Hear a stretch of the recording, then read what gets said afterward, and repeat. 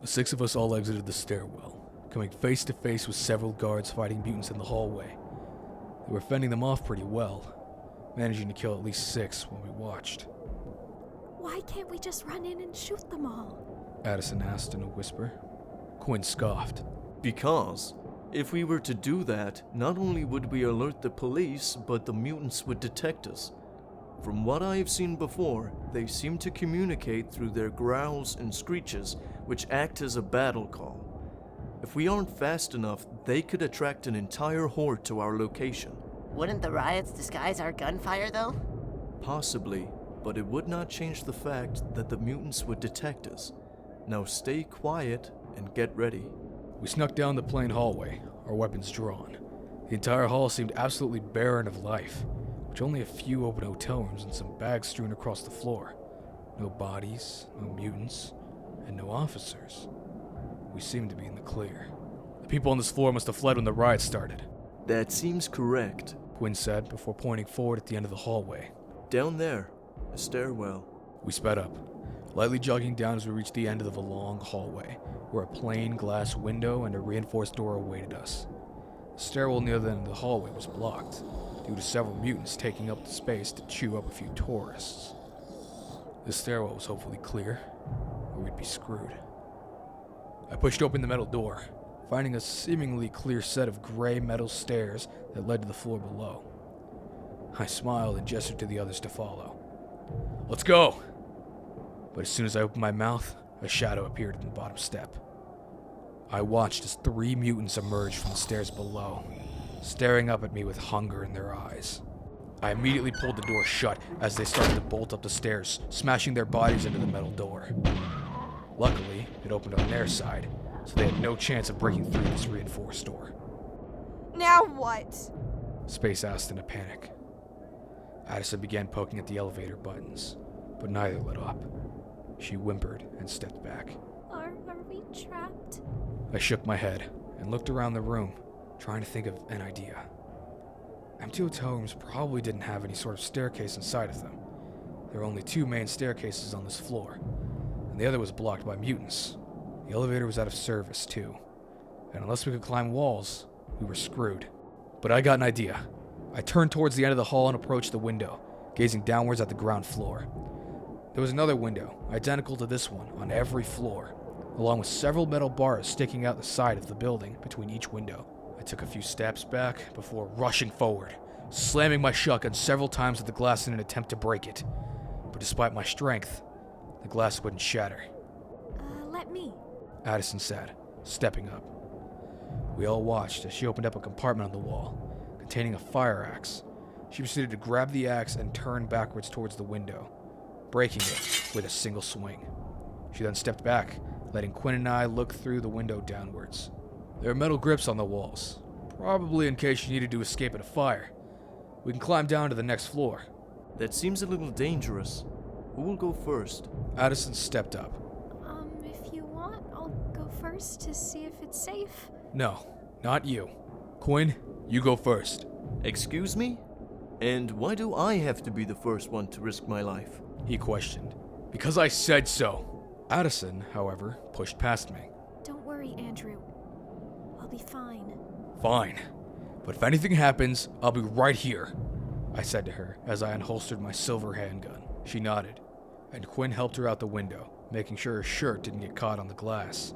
She crawled out and stepping down onto the metal grips below her, holding onto the edges of the window tightly. She looked down and whimpered, obviously scared of heights. Just calm down, Addison. It's only a few steps. Oh, okay. Really should have thought this through beforehand. She said as she began to climb down. She let go of the windowsill with her left hand, moving her leg down onto the second grip. With one leg lowered, she lowered the other one, quickly moving her grip from the windowsill to the upper metal grip she latched onto, scared to go any further. Addison, keep going. It'll be okay, I said, trying to be compassionate for once. She took a few deep breaths and took another step, and then another, and then another. It wouldn't be long till she reached the next window, and then hopefully she could slip through it and another one of us could go next. By the time we go through, maybe the others will have the RV ready. As she neared the next window, I heard a scream. I looked and watched as she shrieked. Climbing back up the metal grip above her, she looked down in fear. I spotted a mutant trying to get through the window. The infected man was slamming his claws and face into the glass, trying to break through. Addison, stay calm. It can't hurt you. Just climb down to the next window and I'll be right there, I assured her as I prepared to follow her out. God, it's like encouraging a monkey, I thought to myself. For anyone else, I'd normally be barking at them to go faster. Why wasn't I for her? Whimpering quietly, she climbed back down and placed her feet onto the windowsill. The mutant continued clawing at the glass, but it seemed he wouldn't get much farther. I climbed out the window and followed her, watching as she moved down to the grips below that. But just as she moved down, exposing her ankle, the glass cracked. Her eyes widened as she froze in place, watching as the crack expanded across the entire window with another slash. She shrieked, moving her leg down just as the mutant burst through. It grabbed onto her leg and dug its claws into her body, and she panicked. She let go, too scared to react and fight it off. I watched as she fell backwards, the mutant falling with her. Oh, for fuck's sake! I shouted as I pulled out my Desert Eagle. I dived out the window, watching as two bodies fell into the pool, splashing water onto the concrete sidewalk. I followed, diving into the pool with my gun at the ready. Luckily, she had fallen into the deep end, or else we may have met our end much more quickly.